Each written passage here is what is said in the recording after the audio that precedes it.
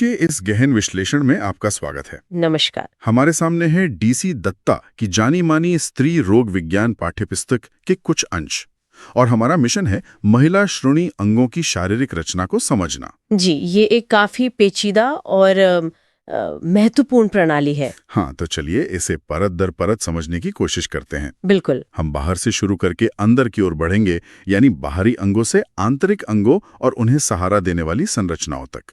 तैयार हैं सफर के लिए? जी, चलिए शुरू करते हैं। तो शुरुआत करते हैं बाहरी जननांगों से, जिन्हें एक साथ वल्वा या भग कहा जाता है। इसमें सबसे पहले सामने की ओर वसा का एक पैड होता है, मॉन्स प्यूबिस। हाँ? फिर आते हैं त्वचा के दो बड़े उभार, लेबिया मेजोरा। स्रोत बताते हैं कि ये पुरुषों में स्क्रॉटम के समतुल्य होते हैं। जी बिल्कुल। और यही राउंड लिगामेंट आकर खत्म होते हैं। अच्छा, और लेबिया मेजोरा की खासियत है कि इसमें त्वचा, वसा, पसीने और तेल की ग्रंथियां और बाल होते हैं। खास तौर पर यहाँ के वसा ऊतक में खून की नलियों का घना जाल होता है। इसका मतलब? इसका एक मतलब ये है कि प्रसव के दौरान चोट लगने पर यहाँ आसानी से खून जमा हो सकता है, जिसे हेमाटोमा कहते हैं। समझ गया। और इन बाहरी उभारों के अंदर होते हैं त्वचा के दो और पतले उभार, लेबिया माइनोरा। जी। दिलचस्प बात यह है कि इनमें वसा नहीं होता। ये आगे की तरफ क्लिटोरिस के पास जाके बढ़ जाते हैं और पीछे की ओर मिलकर एक त्वचा की तह बनाते हैं, जिसे फोर्सेट कहते हैं। हाँ, वसा न होना एक महत्वपूर्ण अंतर है। लेबिया माइनोरा में संयोजी ऊतक, तेल ग्रंथियां, कुछ इरेक्टाइल यानी उत्तेजित होने वाले मांसपेशी फाइबर और बहुत सारी नसें और तंत्रिकाएं होती हैं। लेकिन बाल नहीं होते इनमें। नहीं, इनमें बालकूप नहीं होते।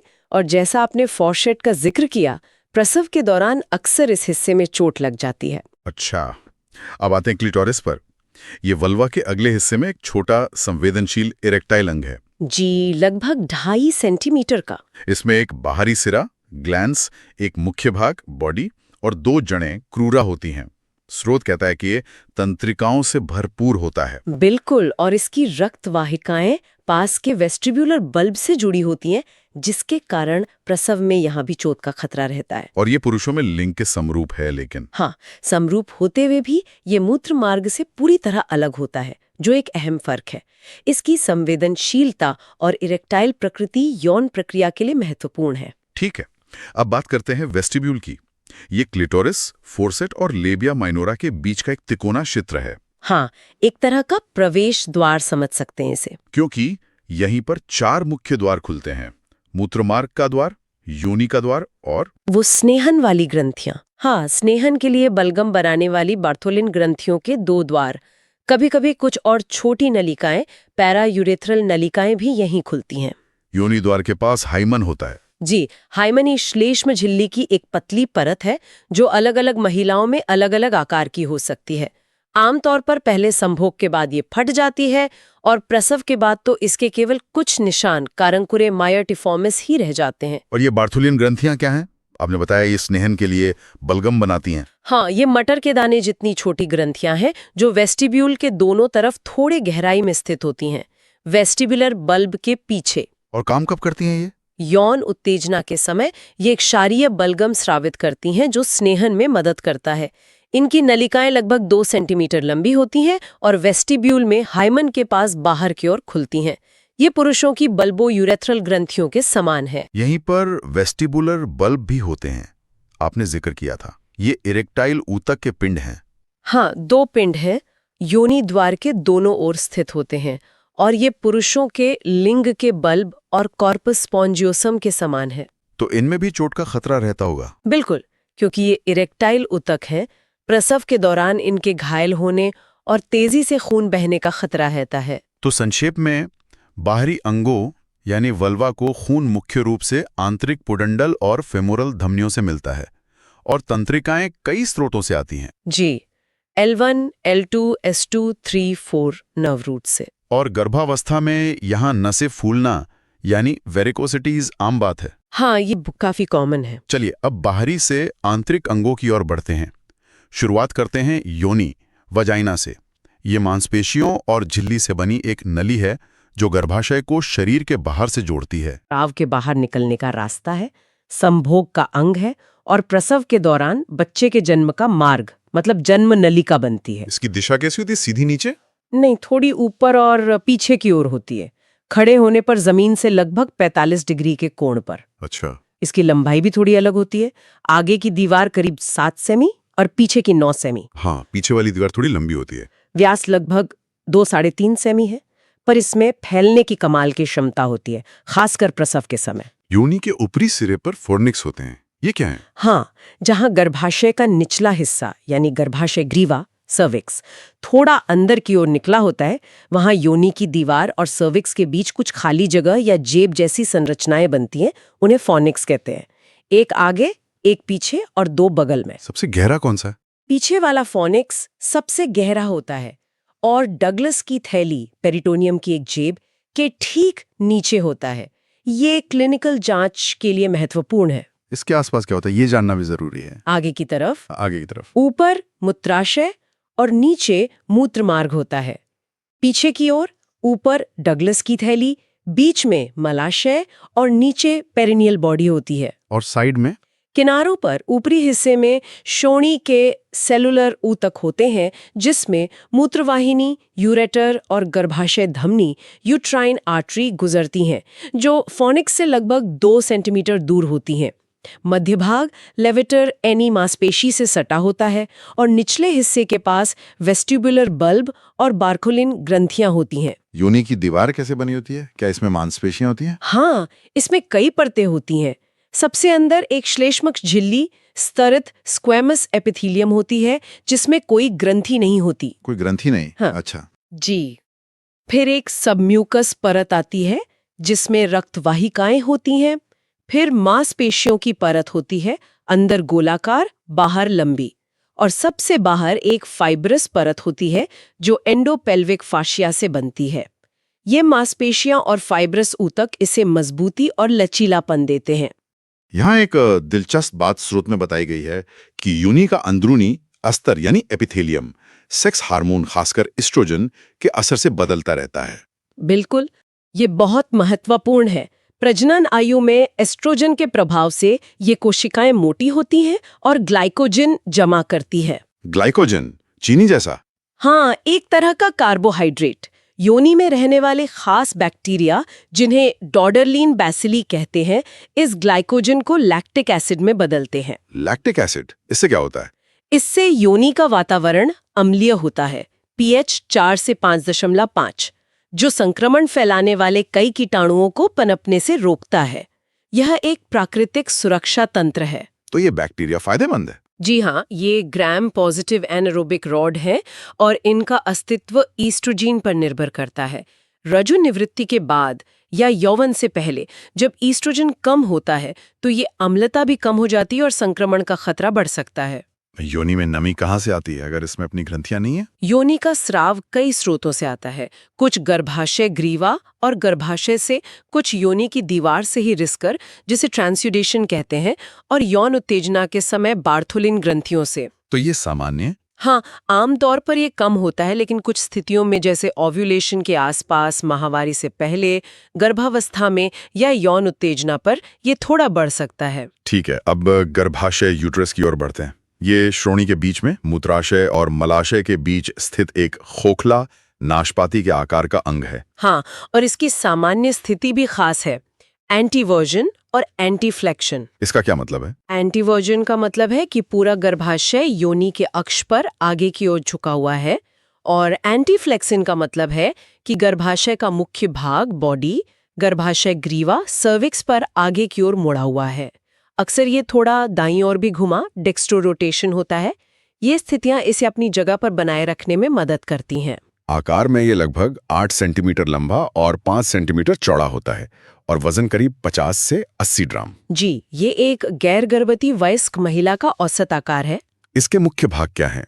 ऊपरी गोल हिस्सा जिसे फंडस कहते हैं, मुख्य भाग जिसे बॉडी या कॉर्पस कहते हैं, जिसके कोनों कॉन्वा से फेलोपियन ट्यूब और कुछ लिगामेंट जुड़े होते हैं, बॉडी और गर्भाशय ग्रीवा के बीच का थोड़ा संकरा हिस्सा जिसे इस्थमस कहते हैं, लगभग 0.5 सेंटीमीटर, और सबसे निचला लगभग बेलनाकार हिस्सा गर्भाशय ग्रीवा या सर्विक्स है जो योनि में खुलता है। सर्विक्स लगभग 2.5 सेंटीमीटर लंबा। हाँ, और इसके भी दो भाग होते हैं, एक योनि के ऊपर सुप्रावजाइनल और एक योनि के अंदर वाला हिस्सा वजाइनल या पोटियो वजाइनालिस।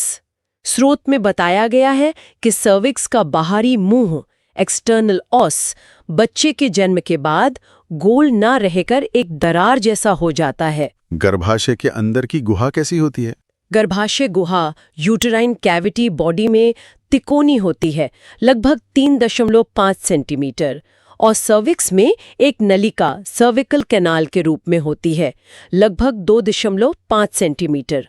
कुल लंबाई लगभग 6 से 7 सेंटीमीटर होती है। गर्भाशय के आसपास क्या है इसके संबंध?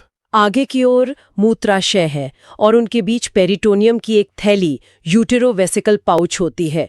पीछे की ओर डगलस की थैली होती है जिसमें आंतें हो सकती हैं। किनारों पर ब्रॉड लिगामेंट जुड़े होते हैं। और रक्तवाहिकाएं और मूत्रवाहिनी? हाँ, किनारों पर गर्भाशय धमनी ऊपर जाती है और मूत्रवाहिनी यूरेटर को क्रॉस करती है। ये जगह सर्जरी के लिहाज से बहुत महत्वपूर्ण है क्योंकि मूत्रवाहिनी के कटने का खतरा रहता है। ये क्रॉसिंग सर्विक्स से लगभग 1.5 सेंटीमीटर की दूरी पर होती है। ये ध्यान रखने वाली बात है। अब गर्भाशय की दीवार की बनावट कैसी है? क्या ये योनि जैसी ही है? नहीं, अलग है। इसमें 3 मुख्य परतें हैं। सबसे बाहर एक पतली सीरस परत पेरीमेट्रियम जो पेरिटोनियम का ही हिस्सा है। बीच में मांसपेशियों की बहुत मोटी परत मायोमेट्रियम। यही परत गर्भावस्था में फैलती है और प्रसव के दौरान सिकुड़ती है। इसमें चिकनी मांसपेशी होती हैं और गर्भावस्था में 3 परतें और स्पष्ट हो जाती हैं। और सबसे अंदर? सबसे अंदर श्लेष्म झिल्ली एंडोमेट्रियम। एंडोमेट्रियम की क्या खासियत है? एंडोमेट्रियम सीधे मांसपेशियों पर होती है, बीच में कोई सब म्यूकोसा नहीं। इसमें ग्रंथियां होती हैं और इसकी सतह पर सिलिया वाले कॉलुमनर सेल होते हैं।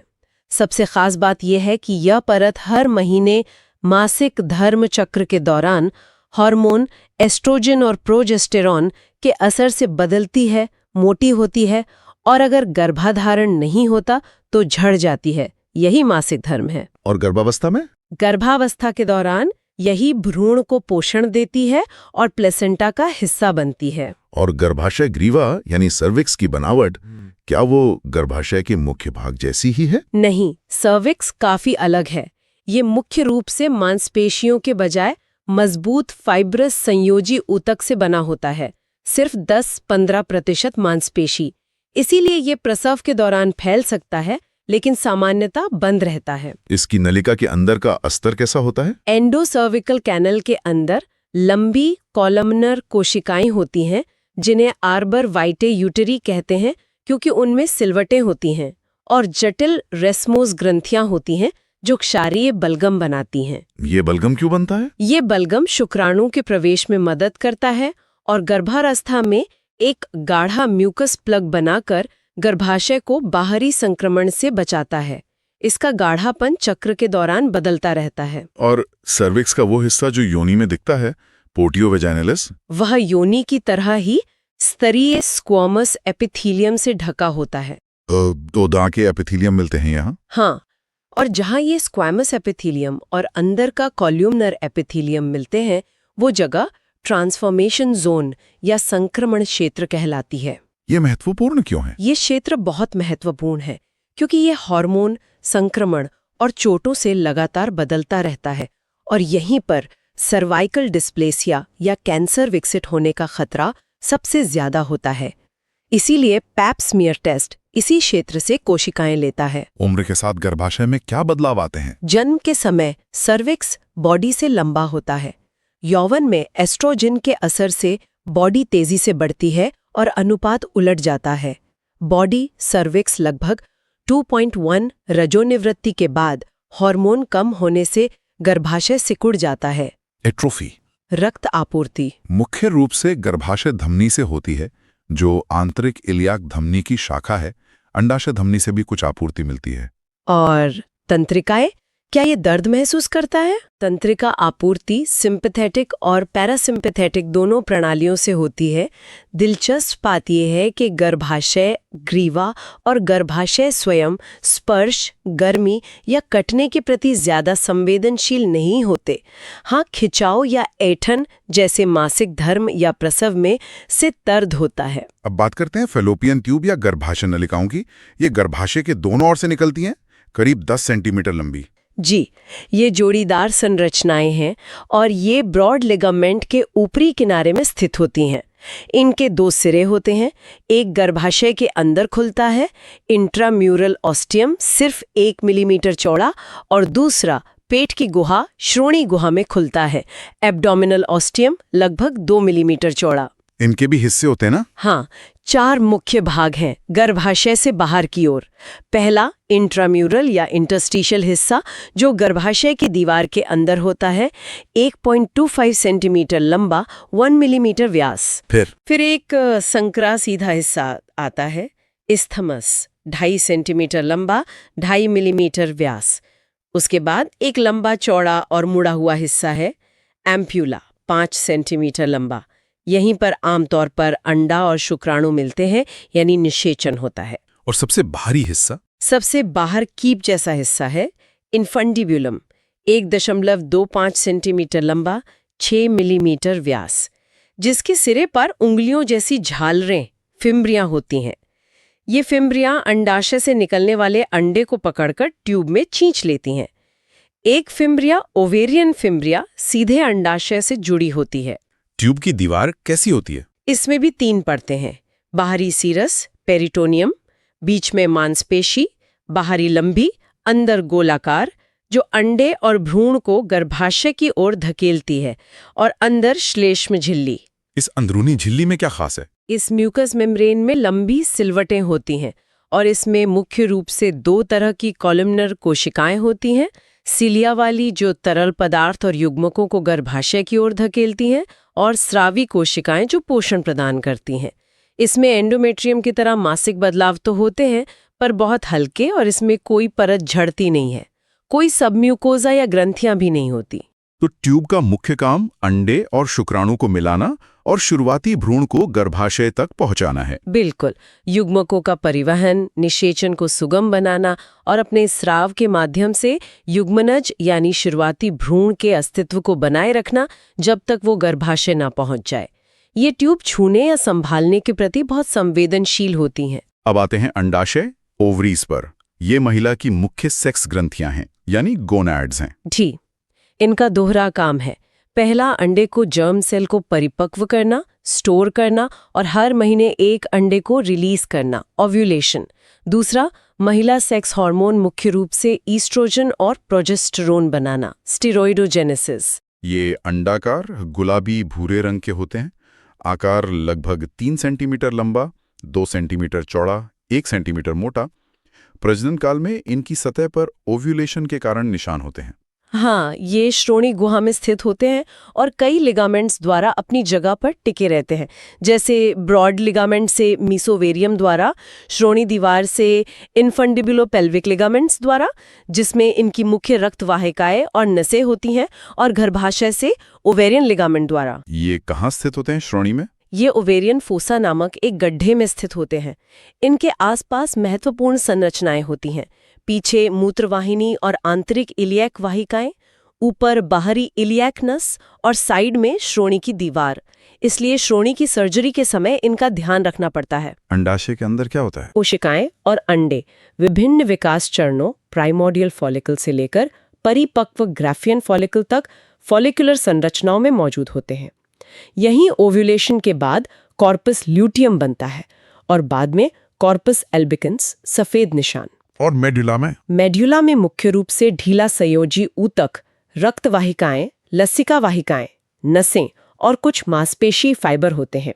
यहाँ हिलिस कोशिकाएं, हिलिस सेल्स भी होते हैं, जो पुरुषों की लेडिक कोशिकाओं के समान मानी जाती हैं और पुरुष हार्मोन बना सकती हैं। अंडाशय को खून कहाँ से मिलता है? ये गर्भाशय के पास है, तो क्या वहीं से? नहीं, इनकी मुख्य धमनी ओवेरियन आर्टरी सीधे पेट की महाधमनी एओर्टा से निकलती है, गुर्दे की धमनी के पास से।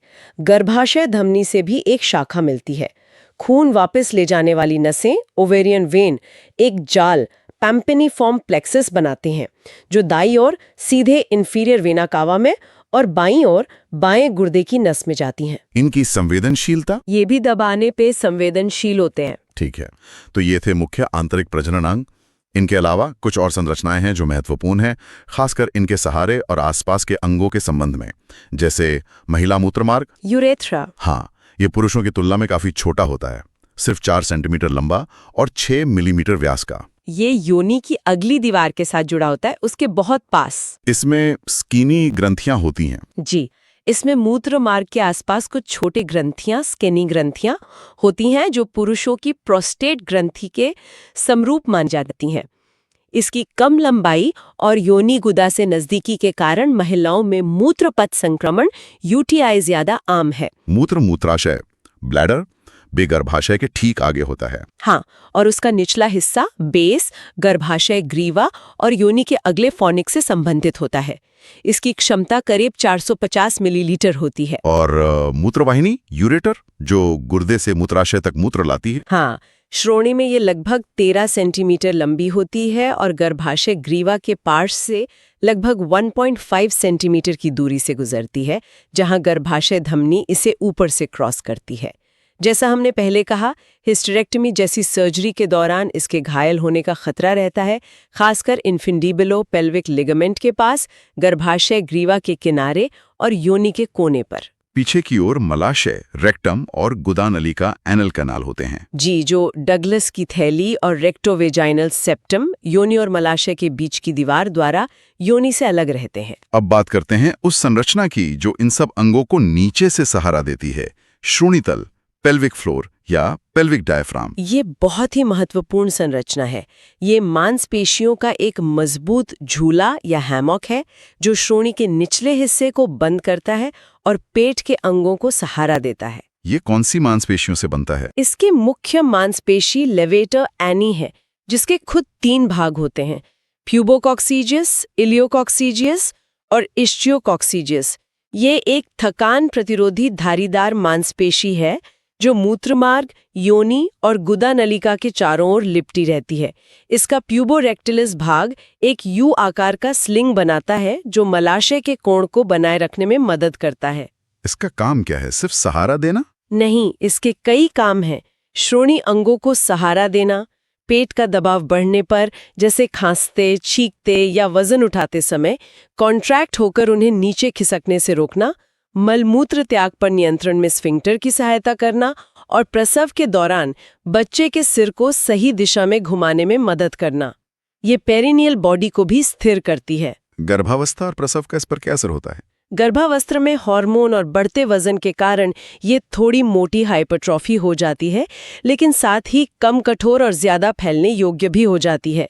प्रसव के दौरान ये बहुत ज्यादा खिंचती है और कभी-कभी इसमें चोट भी लग सकती है या ये फट सकती है। इसके क्या परिणाम हो सकते हैं? ऐसी चोटों से बाद में श्रोणी तल कमजोर हो सकता है, जिससे अंगों के नीचे खिसकने, प्रोलैप्स या पेशाब मल रोकने में दिक्कत, असंयम जैसी समस्याएं हो सकती हैं।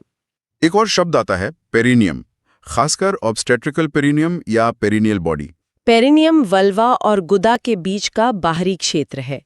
पेरिनियल बॉडी इसी क्षेत्र में योनि और गुदा नलिका के बीच स्थित लगभग 4 सेंटीमीटर गुणा 4 सेंटीमीटर का पिरामिड के आकार का मस्क्यूलोफेशियल मांसपेशी और संयोजी ऊतक का पिंड है। इसमें कई मांसपेशियां आकर मिलती हैं। इसका क्या महत्व है? ये श्रोणी तल के लिए एक केंद्रीय सपोर्ट पॉइंट जैसा है, उसे सहारा देने में मदद करता है। प्रसव के दौरान ये भी बहुत खिंचता है और फट सकता है, पेरिनियल टियर। कभी-कभी नियंत्रित फटन के लिए डॉक्टर यहाँ चीरा लगाते हैं, एपिसियोटमी। अंत में इन अंगों को अपनी जगह पर रखने में लिगामेंट्स और फाशिया का भी रोल है। हाँ, श्रोणी फाशिया या एंडोपेल्विक फाशिया एक तरह का संयोजी ऊतक है जो अंगों के चारों ओर एक पैकिंग की तरह काम करता है और उन्हें रक्तवाहिकाओं और तंत्रिकाओं के लिए रास्ता प्रदान करता है। कुछ जगहों पर ये मोटा होकर लिगामेंट्स बनाते हैं जो अंगों को श्रोणी की दीवारों से जोड़ते हैं और अतिरिक्त सहारा देते हैं। कौन से मुख्य लिगामेंट्स हैं? सबसे महत्वपूर्ण है मैकेनोरॉड्स या कार्डिनल लिगामेंट्स, जो गर्भाशय ग्रीवा और ऊपरी योनि को साइड से सहारा देते हैं। यूटेरोसेक्रल लिगामेंट्स, जो गर्भाशय ग्रीवा को पीछे की ओर सेक्रम से जोड़कर रखते हैं, और प्यूबोसर्विकल लिगामेंट्स, जो आगे की ओर सहारा देते हैं। राउंड लिगामेंट्स और ओवेरियन लिगामेंट्स का क्या रोल है? ये राउंड लिगामेंट्स 10 से 12 सेंटीमीटर लंबे गर्भाशय के कोर्नू से लेबियम मेजस तक जाते हैं और गर्भाशय को एंटीवर्टेड रखने में थोड़ी मदद करते हैं, हालांकि ये मुख्य सपोर्ट नहीं है। ओवेरियन लिगामेंट्स अंडाशय को गर्भाशय से जोड़ते हैं। ये सभी लिगामेंट्स, फाशिया और लेवेटर एनी मांसपेशियां मिलकर एक जटिल बायोमैकेनिकल सपोर्ट सिस्टम बनाते हैं। इस सिस्टम को अक्सर 3 स्तरों में बांटा जाता है: ऊपरी लिगामेंट्स, मध्य फाशिया और निचला लेवेटर एनी पेरिनियम। अगर किसी भी स्तर पर कमजोरी या क्षति होती है तो अंग नीचे खिसक सकते हैं, जिसे प्रोलैप्स कहते हैं। तो ये था महिला श्रोणि अंगों की शारीरिक रचना का एक संक्षिप्त लेकिन गहन अवलोकन। हमने बाहरी जननांगों से लेकर गर्भाशय, ट्यूब, अंडाशय और फिर उन्हें सहारा देने वाली महत्वपूर्ण संरचनाओं जैसे श्रोणि तल और लिगामेंट्स तक की यात्रा की। और ये देखना कितना दिलचस्प है कि ये पूरी प्रणाली कितनी जटिल और एक दूसरे से जुड़ी हुई है। हर हिस्से का अपना खास काम है और उनका सही तरीके से काम करना और अपनी जगह पर बने रहना न सिर्फ प्रजनन के लिए बल्कि मूत्रत्याग, मलत्याग और सामान्य आराम और कार्यक्षमता के लिए भी बेहद जरूरी है। हाँ, बिल्कुल। और अंत में सोचने के लिए एक विचार।